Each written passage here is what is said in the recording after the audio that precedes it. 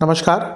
ग्रहों की गोचरीय स्थिति पर रेगुलर वीडियो पाने के लिए साप्ताहिक राशिफल, मासिक राशिफल, त्रैमासिक राशिफल और ग्रहों के बाकी गोचर पर भी रेगुलर अपडेट्स पाने के लिए, जिसके हिसाब से आप अपने जीवन में थोड़ी गाइडेंस प्राप्त कर सकें, इसके लिए मेरे चैनल को अवश्य सब्सक्राइब करें।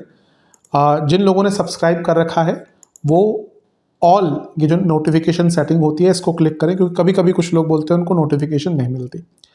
आशा करता हूँ चैनल को सब्सक्राइब करेंगे और रेगुलर वीडियोस अवश्य आप देखेंगे। नमस्कार। ओम गणेशाय नमः। ओम नमः शिवाय। मैं निखिल ज्योतिष आचार्य आप सभी का मेरे चैनल पर पुनः स्वागत करता हूँ। आशा करता हूँ कि आप सभी स्वस्थ होंगे। महादेव की कृपा आप सभी पर सदैव बनी रहे। कि वीडियो तुला यानी कि लिब्रा के लिए बहुत विशेष है, क्योंकि वीडियो है सूर्य देवता के राशि परिवर्तन के बारे में। सूर्य महाराज राशि बदल रहे हैं 14 अप्रैल को और अपनी उच्च की राशि मेष में प्रवेश कर जाएंगे और 15 मई 2026 तक यहीं पर रहेंगे। सूर्य आत्मा के कारक हैं। सूर्य को ग्रहों में राजा की उपाधि दी गई है। ज्योतिष की परिधि से बाहर भी जाएं तो हम सबको पता है कि सूर्य की विशेषता क्या है। सूर्य के बिना हम नहीं रह सकते। सौर मंडल में हम हैं तो सौर मंडल का आधार सौर यानी कि सूर्य ही है।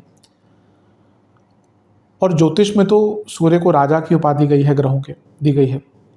पावर, अथॉरिटी, सरकार, पॉलिटिक्स, हड्डियाँ, इम्यूनिटी, वैद्य, शिवालय। आपके नाम का सिक्का, आपके नाम का डंका कितना बजता है वो सूर्य बताता है। आप कितने ही अमीर हो सकता है आपके पास अथॉरिटी नहीं हो, लोग आपको रिस्पेक्ट नहीं देते हो, पर रिस्पेक्ट तो सूर्य ही दिलवाते हैं। रिस्पेक्ट तो पावर से आती हो, पावर किसी भी चीज़ की हो, ज्ञान की हो।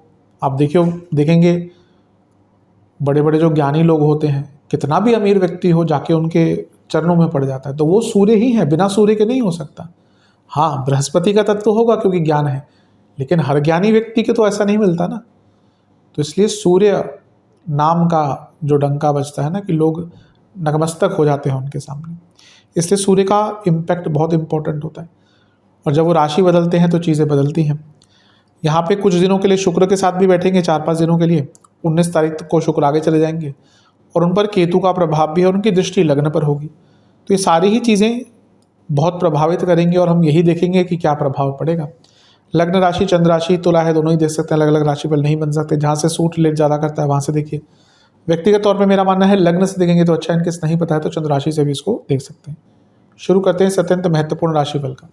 शुरू करते हैं। सप्तम के सूर्य की स्थिति मिश्रित ही कही गई है, कुछ एरियाज़ में अच्छी, कुछ एरियाज़ में बुरी। पहले अच्छी चीज़ों की बात करते हैं।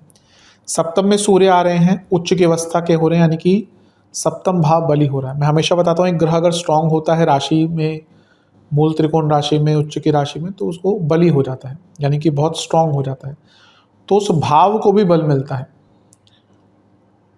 सप्तम में सूर्य का गोचर ही प्रमोशन का कारक बनता है।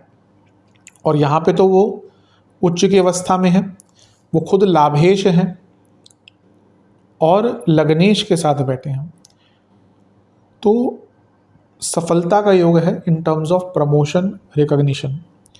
सप्तम में उच्च के हो रहे हैं, नेम फेम,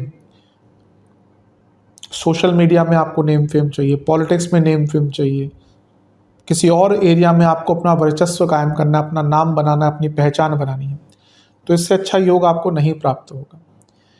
उच्च के सूर्य लग्नेश के साथ बैठे हैं, भले ही 4-5 दिन के लिए, यानी कि ये वो टाइम है जब आप अपनी एक अलग पहचान बना सकते हैं। करियर में तो अच्छा होगा ही, मैंने प्रमोशन रिकॉग्निशन की बात करी, लेकिन ओवरऑल जीवन में अपना एक अलग नाम बनाना है, अपनी अलग पहचान बनानी है, तो इससे अच्छा मौका आपको नहीं मिलने वाला। इसका लाभ उठाइएगा। लाभेश और लग्नेश यानी कि सूर्य और लग्नेश साथ में सप्तम में है। बिजनेस जो करते हैं उनको बहुत लाभ मिलेगा। शुक्र के साथ 4-5 दिन के लिए होंगे, जो धन आपके सप्तम से धन के स्वामी बन जाते हैं, यानी कि अचानक से बिजनेस में धन का लाभ होगा। और बिजनेस में भी कुछ बहुत बड़ा कॉन्ट्रैक्ट, सरकारी कॉन्ट्रैक्ट या बड़ा कॉन्ट्रैक्ट आपको मिल सकता है। तो करियर हो या बिजनेस हो, दोनों में ही लाभ मिलता हुआ दिख रहा है, क्योंकि यहाँ पे सूर्य उच्च के हो रहे हैं, बली कर रहे हैं सप्तम भाव को। लाभेश है यानी कि सप्तम से त्रिकोण के स्वामी हैं, और शुक्र के साथ बैठे हैं जो कारक है विवाह के। तो ये विवाह का योग बनाता है। बात को ध्यान दीजिएगा, मैंने कहा विवाह का योग, मैरिड लाइफ में आऊँगा, तो विवाह का बहुत सुंदर योग यहाँ पे बन जाता है। अपने जीवन को प्रायोरिटी बेस्ड करना है, अपने जीवन में बैलेंस लाना है, इससे अच्छा मौका नहीं मिल सकता। तो सप्तम के सूर्य आके आपके जीवन को प्रकाश से भर देंगे। बिजनेस हो, करियर हो, नेम फेम हो, पहचान हो, जीवन का बैलेंस हो, हर चीज़ में लाभ मिलेगा। और जब लग्नेश सूर्य के साथ इतनी अच्छी अवस्था में बैठते हैं तो अपने पूरे जीवन को प्रकाशित करने का अवसर प्राप्त होता है। लाभेश और अष्टमेश साथ में है, अचानक से धन की प्राप्ति की ओर भी इशारा करते हैं। तो ये सारी ही चीज़ें बहुत अच्छी हैं। 11वें भाव के स्वामी हैं सूर्य, यानी कि एक्सपेंशन का भाव। जिस भी भाव में जाते हैं 11वें घर के स्वामी उसको एक्सपैंड करते हैं। तो यहाँ पे वो आपके सप्तम भाव में है, तो जैसे मैंने कहा बिजनेस को एक्सपैंड करेंगे, आपकी रिस्पॉन्सिबिलिटीज़ को एक्सपैंड करेंगे, आपके पूरे जीवन को एक्सपैंड करने का यहाँ पे मौका आपको प्राप्त हो सकता है। तो ये बहुत सुंदर और सुसज्जित योग आपके लिए बन रहा है। नेगेटिव क्या हो सकता है? सप्तम के सूर्य मैरिड लाइफ के लिए बिल्कुल अच्छे नहीं होते।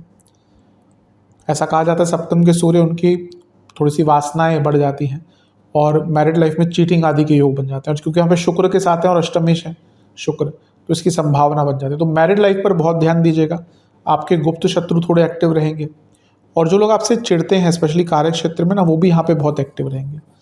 तो ये कुछ एरियाज हैं जो आपको थोड़ा सा तंग कर सकते हैं, लेकिन करियर हो, बिजनेस हो, इसमें तो बहुत ज़्यादा लाभ यहाँ पे आपको प्राप्त होता दिख रहा है। ये भाव नवम से 11वां है, तो यहाँ पे भाग्य का साथ मिलता हुआ दिख रहा है और आपके पिताजी का भी कोई काम अटका हुआ था पूर्ण होगा। ये भाव चौथे से चौथा है, अपने घर में रेनोवेशन करवाना है, कोई पुरानी प्रॉपर्टी को ठीक करवाना है, उसका भी मौका मिलेगा। और ये काम त्रिकोण का भाव है जहाँ पे सूर्य बली हो रहे हैं, यानी कि आपकी कोई बहुत बड़ी इच्छा भी पूरी हो सकती है। सूर्य पर केतु का प्रभाव है, जहाँ सूर्य आत्मा के कारक हैं, केतु आत्ममंथन है। तो ये जब इस प्रकार से संबंध बनाते हैं तो व्यक्ति को सोचने पर मजबूर करते हैं। अब ये कहाँ पे हो रहा है? ये दोनों काम त्रिकोण हैं। तो यहाँ पे ना आपको एक रियलाइजेशन होगा कि मैं जिन चीज़ों के पीछे भाग रहा हूँ या भाग रही हूँ शायद वो उतनी अनिवार्य नहीं है। अधिकतम देखिए हम चीज़ों के पीछे भागते रहते हैं, अंत में क्या रह जाता है? आप बहुत पैसा कमा लेंगे ना, लेट्स से कि आप सोचते हैं कि मेरे पास 2 करोड़ आ जाए जीवन में, आ जाएंगे ना, उसके बाद सोचेंगे क्या करेंगे इसका। बहुत नॉर्मली मैं कह रहा हूँ, कुछ बहुत ज़्यादा इसको सिचुएशन बेस्ड नहीं कर रहा। लेट्स से आपका ड्रीम था मैं 2 करोड़ कमा लूँ, उसके बाद अगर आप नहीं बहुत ज़्यादा खर्चा करते तो 2 करोड़ के बाद 4 करोड़ भी उतने ही लगते हैं। तो जीवन में कुछ ना कुछ महत्वपूर्ण करना चाहिए जो जीवन को रस से परिपूर्ण रखता है। जीवन में नवरस कहे गए हैं, तो नवरसों में से हर रस का आनंद जीवन में लेना चाहिए। रसहीन नहीं होना चाहिए जीवन। वो कहाँ से आएगा? वो अध्यात्म से आएगा, अपनी हॉबीज से आएगा, ज्ञान से आएगा, आत्ममंथन से आएगा। तो ये वो समय है जब आत्ममंथन होगा, आप ये समझ पाएंगे कि हाँ मुझे किस चीज़ की आवश्यकता है, क्या मेरी ज़रूरत है और क्या मेरी इच्छाएं हैं। हमें जब इतना पता चल जाए ना, तो उसके बीच में कहीं हम रहें तो बहुत अच्छा है कि हमारी ज़रूरतें ये हैं, हमारी इच्छाएं ये हैं, उसके कहीं बीच में अगर हम समझ जाए ना चीज़ों को तो बहुत अच्छा होता है। जैसे जैसे हम इच्छाओं की तरफ भागते रहते हैं बहुत ज़्यादा, जीवन में स्ट्रगल्स बढ़ते हैं। ये सत्यता है। भले कितना पैसा आ जाए, उस स्ट्रगल्स ऐसा नहीं कि कम हो जाते हैं। कई लोग हैं पैसा बहुत है लेकिन जीवन में समझ नहीं आ रहा क्या करें। तो इसलिए एक परिपूर्णता, एक बैलेंस होना चाहिए जीवन में, और वो अध्यात्म से ही आता है। तो अध्यात्म पर ध्यान दीजिए, पूजा पाठ कीजिए। अध्यात्म जरूरी नहीं कि पूजा पाठ से अध्यात्म होता है। सबसे बड़ी बात है, जैसे मैंने कहा ना, अपनी ज़रूरतों को और अपनी इच्छाओं को समझिए और इनमें अंतर जानिए। ये वो समय है जब आप समझ पाएंगे कि जिन चीज़ों के पीछे शायद भाग रहे थे, इतना चिंतित हो रहे थे, गर्लफ्रेंड बॉयफ्रेंड हो, मैरिड लाइफ हो, बिजनेस हो, शायद उतनी आवश्यकता नहीं है। चीज़ों को सरलता से भी हैंडल किया जा सकता है और ज्ञान की वृद्धि होगी। और क्योंकि लाभ स्थान से देख रहे हैं केतु और लाभेश है सूर्य, तो आप अपने धन के एरिया में भी ना बहुत रिसर्च भी कर पाएंगे और आपको समझ भी आ पाएगा कि क्या करना है। यहाँ से सूर्य की पूरी किरणें क्योंकि लग्न को शोभित करेंगी, तो ये साफ दिख रहा है कि आपका धन तो बढ़ेगा ही, क्योंकि लाभ है, लाभ स्थान के स्वामी, लाभ कमाने का अवसर बहुत मिलेगा और बड़ा नेम फेम मिलता होता है। ये तो दिख रहा है कि आपके लिए 1 महीना नेम फेम, पहचान, सब कुछ लेकर आएगा। तो बहुत अच्छा है, इसका जितना लाभ उठा सकते हैं उतना कम है। मैरिड लाइफ पर नेगेटिव इम्पैक्ट पड़ेगा, लव लाइफ ठीक ठाक है, करियर बिजनेस के लिए तो मैंने कहा बहुत अच्छा है। बस अपने क्रोध पर, क्रोधाग्नि पर थोड़ा सा ध्यान दीजिएगा और कंट्रोल कीजिएगा, और अपनी कामाग्नि पर भी थोड़ा सा कंट्रोल कीजिएगा। सेहत के हिसाब से कहें तो दांतों की प्रॉब्लम, प्राइवेट पार्ट से जुड़ी प्रॉब्लम, इंटेस्टाइन की प्रॉब्लम, इन्फेक्शंस और स्किन डिसऑर्डर्स तंग कर सकते हैं। उपाय के स्वरूप में आपको अ, एक पात्र में जल, गंगा जल, गुलाब जल मिलाकर सूर्य देवता को अर्घ्य देना है। ओम तरुणाय नमः मंत्र का जाप करना है उसके बाद 108 बार। महादेव का गंगा जल से अभिषेक कर कर शिव पंचाक्षर स्तोत्र का एक बार पाठ करना है और मंदिर में गेहूं के आटे का दान करना है। आशा करता हूँ वीडियो काम आएगा। चैनल पर नए हैं सब्सक्राइब कीजिए, वीडियो को लाइक कीजिए। मिलता हूँ अगली वीडियो में, तब तक के लिए ओम नमः शिवाय।